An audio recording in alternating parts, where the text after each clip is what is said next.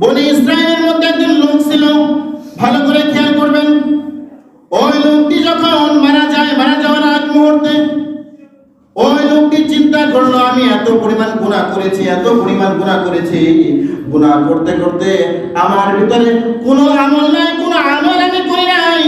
কারণ আপনি ভালো জানেন আপনার আমল কতটুকু, আমি ভালো জানি আমার আমল কতটুকু, আমি কতটুকু গুনাহ করেছি আর কতটুকু আমল করেছি আমি ভালো জানি। ওই লোকটি চিন্তা করলেন, হাই হাই, আমি তো কোনো আমল করি না, আমার ভিতরে কোনো আমল নাই, শুধু গুনাহ আর গুনাহ।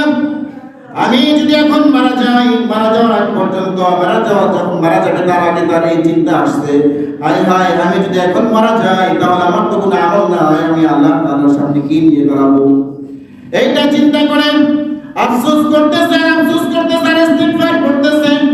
আর তিনি চিন্তায় করতেছে, হাই হাই, আমি যদি এখন মারা যাই আমার কি হবে, জাহান্নাম ছাড়া তো আমার কোনো উপায় নাই।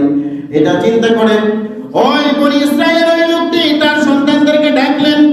ডাকার পর তার সন্তানদেরকে বলতেছেন, ও আমার সন্তানেরা, তোমাদেরকে আমি একটি ওসিয়ত করে যাই। আমি যখন দুনিয়ার জমিন থেকে চলে যাব, আমি যখন মৃত্যুবরণ করব, তখন তোমরা আমাকে দাফন করবে না, কবর দিবা না। আমি যখন দুনিয়ার জমিন থেকে চলে যাব, তখন তোমরা আমার লাশটাকে পুড়িয়ে ফেলবা আগুনে। আগুনে পুরানোর পর একেবারে যখন ছাই হয়ে যাবে, ওই ছাইগুলোকে তোমরা দুই ভাগ করবা। দুই ভাগ করার পর একটা ছাই তোমরা বাতাসে উড়িয়ে দিবা, যেন বাতাসে এক একটা ছাই টুকরা এক এক জায়গায় চলে যায়। আর অর্ধেক ছাই তোমরা সাগরের পানিতে ছেড়ে দিবা, যেন সাগরের পানির ঢেউে ঢেউে এক একটা টুকরা এক এক জায়গায় চলে যায়। ও আমার সন্তানেরা, তোমরা তোমাদেরকে আমি ওসিয়ত করে গেলাম, তোমরা এই কাজটি করবা। কারণ আমি যে গুনাহ করেছি, আমার মনে হয় আল্লাহ তাআলার সামনে আমি আমার এই চেহারাটা নিয়ে দাঁড়াতে পারবো না। এটা যখন বললেন, সন্তানদেরকে যখন ওসিয়ত করলেন, ওসিয়ত করার কিছুদিন পরে ওই লোকটি দুনিয়ার জমিন থেকে চলে যায়। আর দুনিয়ার জমিন থেকে চলে যাওয়ার সঙ্গে সঙ্গে তার সন্তানেরা তার বাবার ওসিয়ত মতো তার লাশটাকে কবর দিলেন না, একেবারে আগুনের মধ্যে ফেলে দিলেন।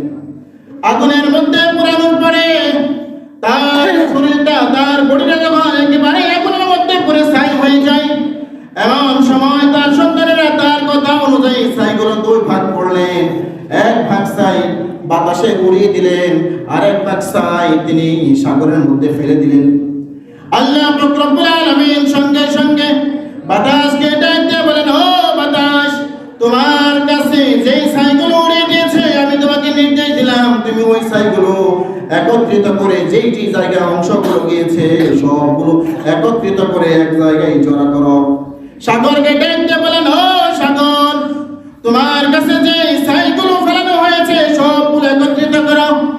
একত্রিত করে সব ছাইগুলো যখন একত্রিত করা হলো, এমন সময় জিবরাইলকে যখন আল্লাহ রাব্বুল আলামিন হুকুম করলেন, ছাইগুলো একত্রিত করার সঙ্গে সঙ্গে ওই লোকটি আবার পুনরায় মানুষের রূপ ধারণ করলেন, মানুষ হয়ে গেল।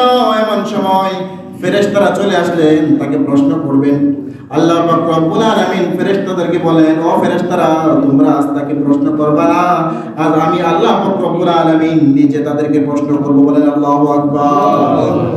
আল্লাহ পাক রব্বুল আলামিন বলেন, ও আমার ফেরেশতারা, আজ তোমরা তাকে প্রশ্ন করবে না, আজ আমি আল্লাহ পাক রব্বুল আলামিন নিজে তাকে প্রশ্ন করব।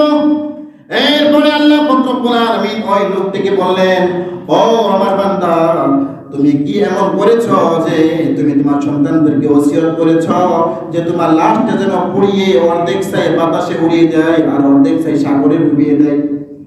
বান্দা দেখতে বলেন, ইয়া রাব্বুল আলামিন, আপনি তো আমার মনের অবস্থা জানেন, আপনি তো সব কিছু জানেন কেন আমি এটা করেছি।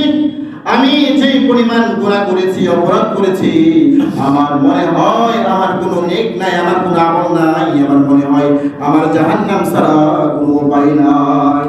এই কারণে আমি বলেছি, ইয়া রাব্বুল আলামিন, আমি আপনার সামনে দাঁড়ানোর মতো কোনো চেহারা নাই, দাঁড়াইতে পারবো না।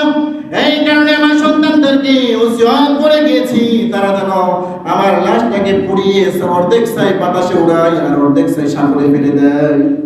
আল্লাহ রব্বুল আলামিন ফেরেশতাদেরকে ডাক দিয়ে বলেন, ও আমার ফেরেশতারা, তোমরা শান্তি থাকো। আজ আমার যে বান্দা গুনাহ ভরপুর গুনাহ নিয়ে মরার আগে যে আফসোস করতে করতে মৃত্যুবরণ করেছে, ইস্তেগফার করেছে, যার কোনো আমল নাই কিন্তু আমার ভয়ে সে এই কাজ করেছে, আমার সামনে দাঁড়ানোর সাহস পায় নাই। ও আমার ফেরেশতারা, তোমরা সাক্ষী থাকো, তোমাদের সামনে তোমাদেরকে সাক্ষী নিয়ে বললাম, আজ আমি আমার এই বান্দাকে মাফ করে জান্নাতের ঘোষণা দিয়ে দিলাম। বলেন সুবহানাল্লাহ। কেন? একমাত্র কারণ হচ্ছে সে ইস্তেগফার করেছে, বেশি বেশি বেশি ইস্তেগফার করেছে। এই জন্য ইস্তেগফারের আমল বেশি বেশি করতে হবে। ইস্তেগফার করতে তো ওযু লাগে না, ওযু করা লাগে? ওযু করা লাগে? ইস্তেগফার করতে কোনো ওযু করা লাগে না। তো আপনার সমস্যা নাকি? আপনি বাজারে যাইতেছেন, যাইতে যাইতে ইস্তেগফার পাঠ করেন। আপনি ঘরে শুয়ে আছেন, ঘুম আসছেন, আপনি ইস্তেগফার পাঠ করেন। আপনি মসজিদে আসছেন, অযথার কথা না বলে আপনি ইস্তেগফার করতে থাকেন।